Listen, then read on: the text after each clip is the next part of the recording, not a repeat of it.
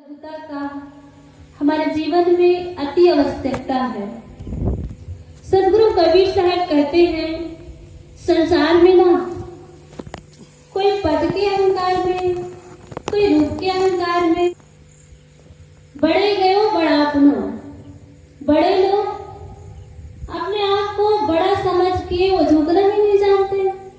वो अहंकार के कारण किसी से कुछ लेना ही नहीं चाहते।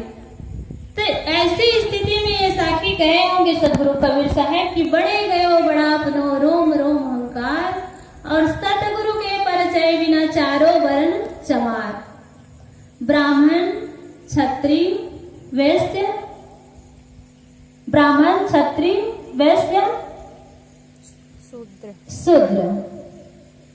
ब्राह्मण पंडित पोथी पुराण के अहंकार में पच रहे हैं और क्षत्रिय लड़ाई झगड़ा के कारण ही अपना पूरा जीवन नष्ट कर रहे हैं। क्षत्रियों को ये घमंड होता है, ये अभिमान होता है कि इस देश को छीन लिए, इस देश को जीत लिए तो और आगे बढ़े और आगे बढ़े और आगे बढ़े, बस इनका यही काम है। और रही ये दोनों शूद्र और नीचे वाले, जिसको कहा जाता है कि न इनको पढ़ाई के लिए टाइम दिया जाता है और न इनको सत्संग के लिए। जो अभी हम लोग सत्संग में बैठे हैं ना, ये सदगुरु के परिचय हुआ है ना तब बैठे हैं, नहीं तो फिर जाति वर्ण में अगर हम जाति वर्ण के अहंकार में फंस गए होते ना, जहां तक मैं समझती हूँ बंधुओं, आप सब में वो गुणग्राही दृष्टि है, तभी आप यहाँ सत्संग में आए हैं। और गुणग्राही दृष्टि नहीं होती ना तो नहीं आते। क्यों नहीं आते? क्योंकि जिनके मन में ग्रहण करने की क्षमता होती है, दृष्टि होती है ना, ये तो मैं ये अपने व्यक्तिगत बात कह रही हूँ कि वो चोर से भी सीख लेता है, एक वेश्या से भी वो सीख ले लेता है, एक बेईमान आदमी से भी वो अच्छी सीख ले सकता है। बस हमारी दृष्टि गुणग्राही होनी चाहिए। किसी आदमी में दोष देख करके हम उसे घृणा करते हैं ना, तो हम उससे गुण नहीं ले पाते हैं और उनकी गलत आचरण से घृणा करना चाहिए हमें, लेकिन हम क्या करते हैं, उन्हीं से घृणा करने लग जाते हैं। अभी जो फोटो दिखा रही थी ना, पुस्तक दिखा रही थी हमारे रचना साहब, वो हमारा भाई है। उनसे ना मैं बार बार कहती थी, कोई ऐसे उनके साथी होते थे जिनके खान पान ठीक नहीं थे, जिनके घर वाले का व्यवहार ठीक नहीं था, तो मैं उसको डांटती थी, देखो भाई उनके घर के व्यवहार ठीक नहीं है, उनके यहाँ मत जाया करो, वे लोग ठीक नहीं है। तो क्या कहते थे, दीदी अब मेरा सौभाग्य अच्छा है कि मेरा ऐसे माता पिता मिले, ऐसे दीदी मिले, ऐसे लोग मिले कि मेरा संस्कार भी अलग है। और उन लोगों की क्या गलती है जो उनके माता पिता ठीक नहीं है, उनको ऐसा माहौल नहीं मिला है ना, तभी उनका स्वभाव ऐसा है। और ऐसे करके उनसे हम घृणा करें, दूर हो जाएं, तो उनको मौका कैसे मिलेगा? उनके सुधार के लिए उनको मौका देना चाहिए। जब ये बात कहे ना भाई, तो मैं चुप हो गई। सचमुच में ऐसा होना चाहिए सबको। तो जब तक कि हम दूसरे के प्रति अच्छा भावना नहीं रखेंगे ना, तब तक कि हमारे जीवन में जो अहंकार बैठा हुआ है ना, वो हटेगा नहीं। जैसे हम सत्संग में बैठते हैं ना, यहाँ तो जैसे घेरा नहीं है। सत्संग में कोई भी जाता है तो सत्संग में चप्पल उतार करके आके बैठता है ना। वैसे हम सत्संग में बैठे ना, तो अपने सारे अहंकार को वहां उतार के हम बैठे। न हम राजा हैं, न हम रंग हैं, न हम ब्राह्मण हैं, न हम हम शूद्र हैं न हम वैश्य हैं, हम सिर्फ और सिर्फ इंसान हैं।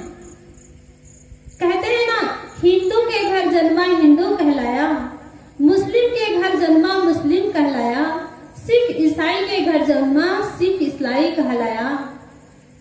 दुर्भाग्य की बात है, मैं एक इंसान के गर्भ से जन्म लिया लेकिन इंसान नहीं कहलाया। बंधुओं, मनुष्य के जीवन हम पाए हैं ना, तो हमें मनुष्यता होना चाहिए। मानव के जितने गुण हैं, दया, धर्म, परोपकार, गुरु भक्ति, वैराग, ये हमारे जीवन में गुण होना चाहिए। और ये सब है हमारे जीवन में, तब हम मनुष्य हैं। और इनसे अगर हम वंचित है ना, हमारा जीवन अहंकार से ओत-प्रोत है ना, तो हम मनुष्य नहीं है। तो इसी पर सदगुरु कबीर कहते हैं कि बड़े गयो बड़ापनो, रोम रोम में अहंकार। आंख और कान हाथ की बात नहीं कह रहे हैं, जितने हमारे शरीर में रोम है ना, उसमें तो हमारा अहंकार भरा हुआ है। जब तक कि हमें गुरु का परिचय नहीं होगा, तब तक ये अहंकार का नाश नहीं होगा। और गुरु का परिचय कब होगा? जब हम गुरुजनों के सानिध्य हमें मिले, हम साहित्य पढ़ें, अपना स्वयं का अध्ययन करें। अभी हम आधा घंटा से बढ़िया आराम से बैठ लिए, हमारे साहेब जी बोल रही थी, आप लोग सुन रहे थे। और अगर अभी वही आधा घंटा आंख बंद कर बैठने को कहा जाए ना, तो कब एक एक करके खसक जाएंगे मैं नहीं जान पाऊंगी। सही कह रहे हो? क्योंकि हमें काम मिल जाता है ना, ये सारी इंद्रियां बहिर्मुखी हो गई है बंधुओं। जब हमें काम मिल जाता है ना, तो हम काम में बिजी रहते हैं, मस्त रहते हैं। और जब हमें अपने तरफ लौटने की बात होती है ना, तो हम बेचैन हो जाते हैं। अपने मन को देखने की बात किसी संत कह दे, किसी महात्मा कह दे ना, तो हम बेचैन हो जाते हैं। जबकि हमें अपने कल्याण के लिए अगर साधना करना है, अगर सत्संग करना है, तो अपने तरफ लौटना है। संत महात्मा इतिहास की बात बताते हैं, कथा कहानी के माध्यम से बताते हैं, घटना के माध्यम से बताते हैं, हमारे जीवन को बदलने के लिए बताते हैं। अभी हम सुन ही रहे थे ना कि हमें हमारे सारे कार्य कर सकते हैं हमारे गुरुजन, हमारे माता पिता, लेकिन कुछ ऐसे कार्य है जिसे सिर्फ और सिर्फ हमें ही करना है, और वो है साधना। तो सदगुरु कबीर कहते हैं कि बड़े गयो बड़ापनो, रोम रोम अहंकार, और सतगुरु के परिचय बिना चारों वर्ण चमार। आज हम रूप के अहंकार में, पद के अहंकार में, जाति और कुल के अहंकार में हम झुकना नहीं जानते हैं। झुकना क्या, बंदगी व्यवहार करना भी नहीं जानते हैं। कई लोगों की भावना ऐसी होती है, मैं देखी भी हूँ, मैं जो प्रैक्टिकल देखी होती हूँ ना, वही बात बोलती हूँ। जब हम जीवन में अनुभव करके उसको जी कर हम लोगों को बताए ना, तो उसका प्रभाव कुछ पड़ता है। और जो लिखी हुई बात, सुनी हुई बात कहो ना, तो वही बात होती है, एक कान से सुन लिए और एक कान से निकाल दिए।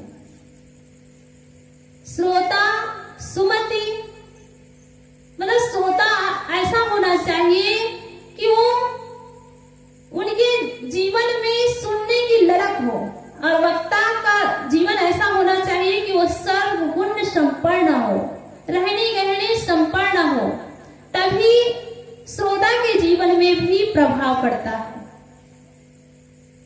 बहुत लोगों की यही शिकायत होती है कि साहेब गांव-गांव, घर-घर में संत महात्मा आते हैं, लेकिन हमारे जीवन में जो कलह है, दुख है, तकलीफ है, वो दूर क्यों नहीं होता है? आखिर हमारे जीवन में परिवर्तन होता क्यों नहीं है? तो इसमें कुछ संतों की भी कमी है और कुछ भक्तों की भी कमी है। अब कहाँ कमी है, उसे हम ही को ढूंढना है। या तो हम अति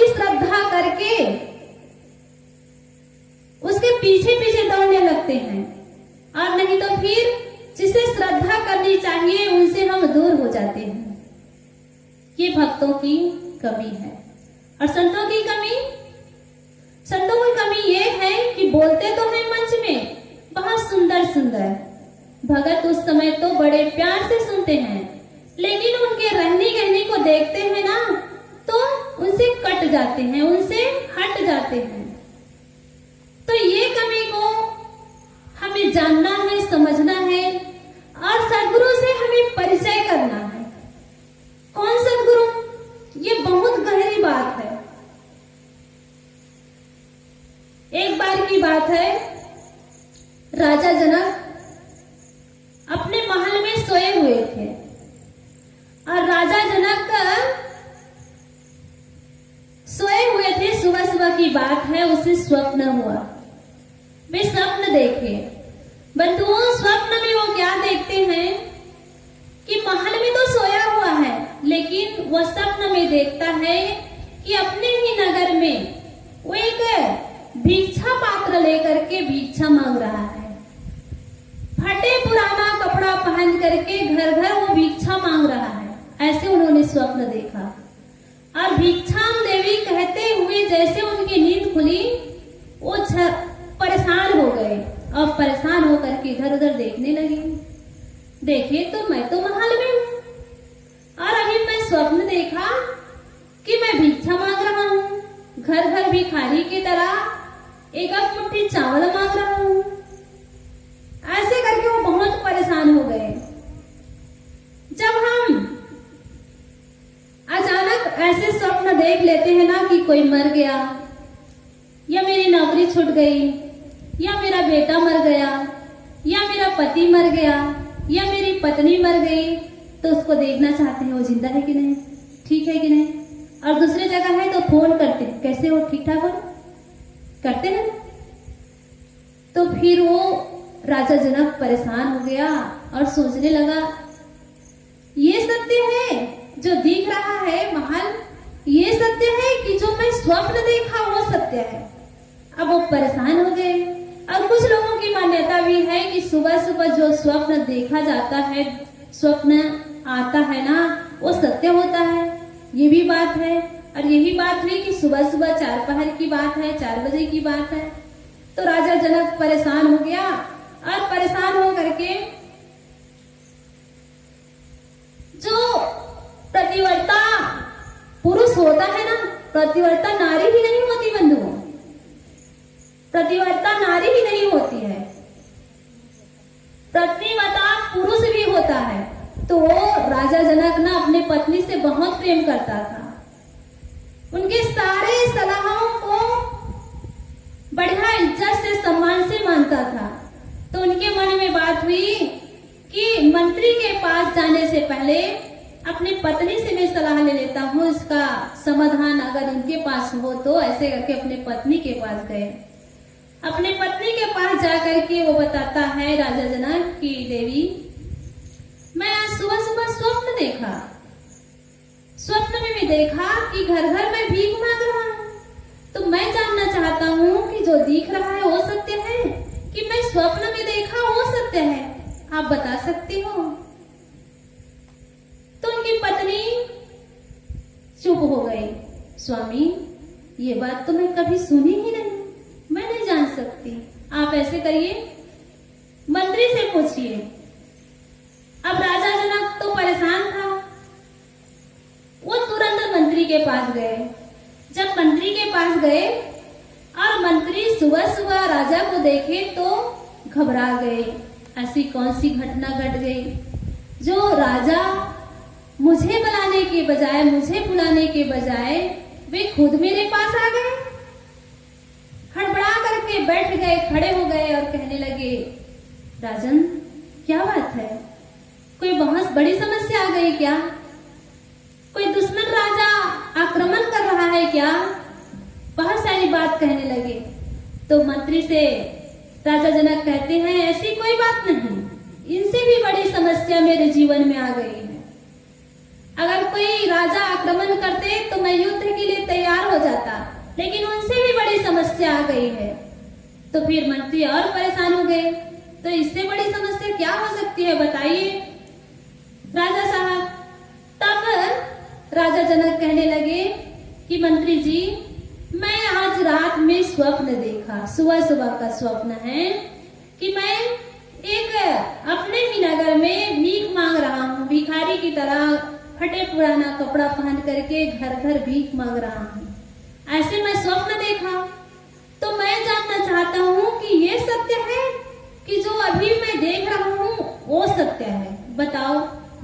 मुझे यही प्रश्न का उत्तर जानना है कि ये सत्य है कि वो सत्य है।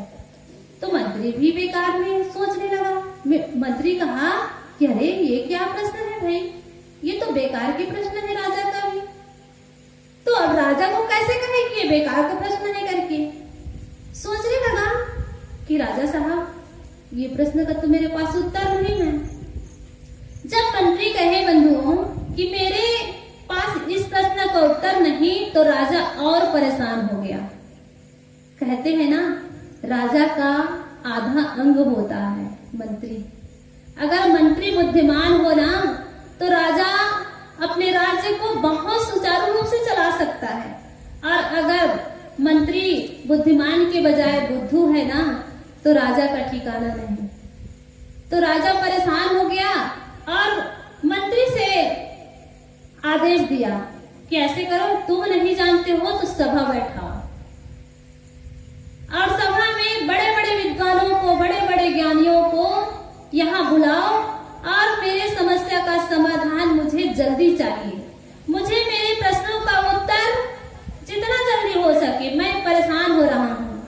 जब से मैं स्वप्न देखा हूँ, मेरे आंख फटी की फटी है, न मैं पानी पी पा रहा हूँ, न मैं कुछ खा पा रहा हूँ, मैं बहुत परेशान हूँ। ऐसे करके जब राजा कहते हैं बंधुओं, तो मंत्री परेशान हो गए और तुरंत सभा का आयोजन किए, और सभा में बहुत बड़े बड़े विद्वान आए, ज्ञानी जन आए, और ज्ञानी जन आए और राजा जनक को बुलाया गया कि राजा साहब, अब सब विद्वान आ गए, आप अपने प्रश्न का उत्तर इनसे ले सकते हैं। बंधुओं, जब हमारे जीवन में तकलीफ आ जाती है ना, प्रतिकूलता आती है ना, तो हम बहुत परेशान हो जाते हैं। उस समस्या के समाधान जितना जल्दी हो सके ये सोचते हैं। यही बात राजा जनक के लिए भी हुई। सब लोग बैठे, राजा जनक आकर के अपने गद्दी में बैठे, और सब राजा जनक के मुंह तरफ ताकने लगे। राजा जनक का प्रश्न क्या है, हम उत्तर देंगे करके सब विद्वान लोग, ज्ञानी लोग तैयार हो गए।